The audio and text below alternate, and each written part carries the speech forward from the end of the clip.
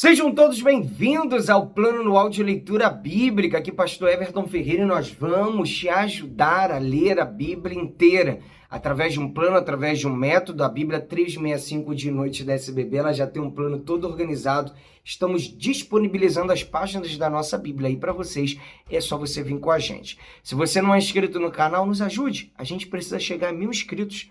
Posso contar com você? Se inscreva no canal, dá um like também. Compartilhe para os seus contatos e grupos. Você pode também escrever aqui nos comentários de onde você está acompanhando a leitura bíblica. Vamos.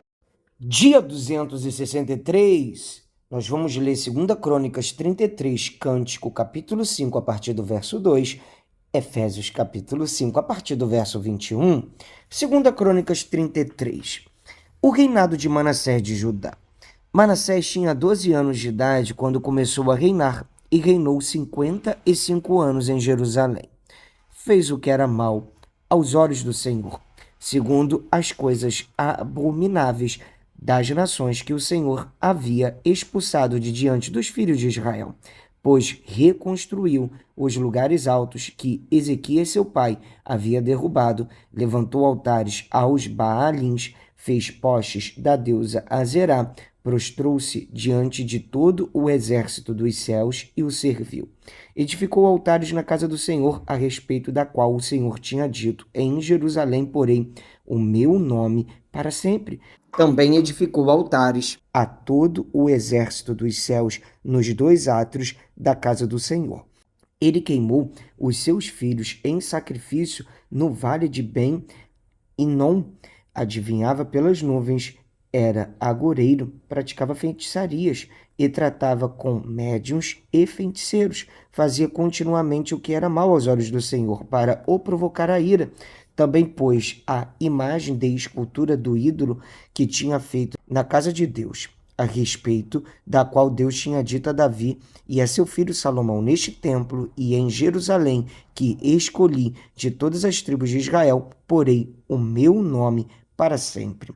E não removerei mais o pé de Israel da terra que destinei aos seus pais, desde que eles tenham cuidado de fazer tudo o que lhes tenho mandado, conforme toda a lei, os estatutos e os juízos dados por meio de Moisés. Manassés de tal modo levou o povo de Judá e os moradores de Jerusalém a andarem errantes, que fizeram pior do que as nações que o Senhor tinha destruído de diante dos filhos de Israel.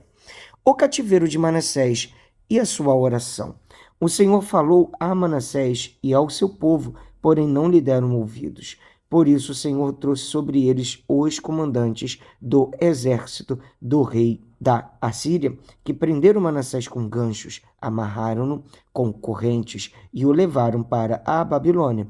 Ele, angustiado, suplicou ao Senhor, seu Deus, e muito se humilhou diante do Deus de seus pais. Orou ao Senhor, e o Senhor se tornou favorável para com ele, atendeu-lhe a súplica e o fez voltar para Jerusalém, ao seu reino. Então Manassés reconheceu que o Senhor é Deus. Depois disto, Manassés construiu a muralha de fora da cidade de Davi, a oeste de Gion, no vale, à entrada do Portão dos Peixes, abrangendo o Feu. Ele fez uma muralha bem alta. Também pôs chefes militares em todas as cidades fortificadas de Judá. Tirou da casa do Senhor os deuses estranhos e o ídolo, bem como todos os altares que havia construído no monte da casa do Senhor e em Jerusalém, e os lançou fora da cidade. Restaurou o altar do Senhor, sacrificou sobre ele ofertas pacíficas e de ação de graças, e ordenou a Judá que servisse o Senhor, Deus de Israel. Porém o povo ainda sacrificava nos lugares altos, mas somente ao Senhor, seu Deus. A morte de Manassés. Quanto aos demais atos de Manassés, a sua oração ao seu Deus e as palavras dos videntes que lhe falaram em nome do Senhor Deus de Israel, está tudo escrito na história dos reis de Israel. A sua oração e como Deus se tornou favorável para com ele. Todo o seu pecado, a sua transgressão e os locais onde edificou lugares altos e colocou postes da deusa Azerá e imagens de escultura antes que se humilhasse, eis que está tudo escrito na história dos videntes Manassés morreu e foi sepultado na sua própria casa, e Amon, seu filho, reinou em seu lugar. O reinado de Amon de Judá. Amon tinha 22 anos de idade quando começou a reinar, e reinou 2 anos em Jerusalém. Fez o que era mal aos olhos do Senhor, como Manassés, seu pai, havia feito. Ofereceu sacrifícios a todas as imagens de escultura que Manassés, seu pai, tinha feito, e as serviu. Mas não se humilhou diante do Senhor como Manassés, seu pai, tinha se humilhado. Pelo contrário, Amon se tornou mais e mais culpável. Os seus servos conspiraram contra ele e o mataram em sua própria casa. Porém, o povo daquela terra matou todos os que conspiraram contra o rei Amon e proclamou Josias, filho de Amon, rei em seu lugar. Vamos ler agora o livro de Cânticos, capítulo 5, a partir do verso 2. Quarto cântico. Esposa, eu dormia, mas o meu coração estava acordado.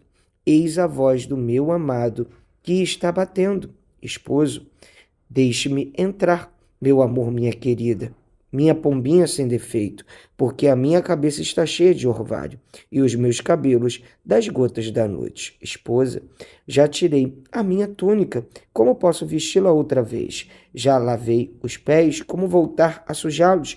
O meu amado meteu a mão pela fresta e o meu coração estremeceu. Eu me levantei para abrir a porta ao meu amado. As minhas mãos destilavam mirra e os meus dedos deixavam escorrer mirra preciosa sobre a tranca da porta. Abri a porta ao meu amado, mas ele já tinha se afastado e ido embora. Eu tinha estremecido quando ele me falou, busquei-o, mas não o achei, chamei-o, mas ele não respondeu. Os guardas que rondavam a cidade me encontraram, eles me espancaram e me feriram. Os guardas das muralhas tomaram o meu manto. Filhos de Jerusalém, jurem, se encontrarem o meu amado, digam que estou morrendo de amor. Coro, o que é que o seu amado tem que os outros não têm? Ó mais bela das mulheres, o que é que o seu amado tem que os outros não têm, para que você nos faça jurar? Esposa, o meu amado é alvo e rosado, o mais destacado entre 10.000. A sua cabeça é como o ouro mais depurado. Os seus cabelos ondulados são pretos como o corvo. Os seus olhos são como pombas, junto ao ribeiro, brancas como leite, banhando-se junto às correntes das águas. As suas faces são como canteiros de bálsamo, como colinas de ervas aromáticas. Os seus lábios são como lírios que gotejam mirra preciosa. As suas mãos são cilindros de ouro enfeitados de turquesas. O seu ventre é como alvo marfim coberto de safiras. As suas pernas são colunas de mármore assentadas sobre bases de ouro puro. O aspecto do meu amado é como o do Líbano. Ele é elegante como os cedros. O seu falar é muito suave. Sim, ele é totalmente desejável. Assim é o meu amado. Assim é o meu esposo. Ó filhas de Jerusalém. Coro. Para onde foi o seu amado? Ó mais bela das mulheres. Que rumo tomou o seu amado, para que a ajudemos a encontrá-lo? Esposa, o meu amado desceu ao seu jardim, aos canteiros de bálsamo, para pastorear nos jardins e para colher os lírios.